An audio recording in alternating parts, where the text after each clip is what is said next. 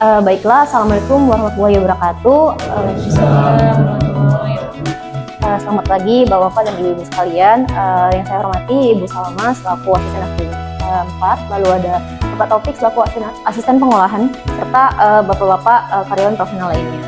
Sebelumnya perkenalkan, saya Farizana Bania, CKP di bidang akuntansi dan keuangan, dan saya di sini akan mempresentasikan mengenai manajemen risiko dan bagaimana cara mengubah ketidakpastian tersebut menjadi peluang melalui perlakuan risiko yang tepat. Next.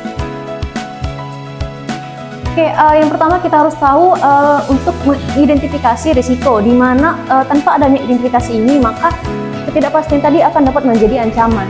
Nah, identifikasi ini akan memudahkan kita untuk melihat segala kemungkinan terjadi, misalnya cuaca ekstrim di lapangan, kerusakan mesin, adanya fraud, dan lain-lain. Nah, di mana penyebab dan dampak dari risiko ini akan dapat kita tetapkan agar untuk kita memudahkan kita dalam pengambilan keputusan. Lalu yang kedua itu ada analisis risiko, di mana hal ini sangat diperlukan untuk melihat prioritas dari setiap risiko, di mana kita akan mengetahui risiko mana yang harus diperhatikan terlebih dahulu.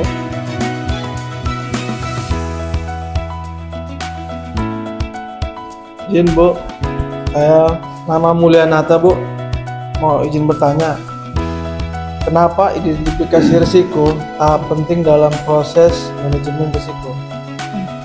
Baik, terima kasih Pak Mulyanata atas pertanyaannya. Jadi tadi pertanyaannya mengapa identifikasi risiko ini menjadi tahap paling penting dalam proses manajemen risiko. Jadi menurut saya karena tanpa adanya identifikasi yang jelas, maka kita tidak akan tahu apakah risiko tersebut atau pula ada risiko di dalam hal tersebut. Jadi kita tidak dapat menganalisis ataupun tidak dapat mengendalikannya. Jadi ketika dan penyebab ataupun dampak si risiko tadi sudah jelas, sudah kita petakan sejak awal, maka perusahaan itu dapat menyiapkan langkah pencegahan ataupun dapat menjadikan ancaman tersebut peluang untuk mencapai tujuan perusahaan. Seperti saja dari saya, terima kasih.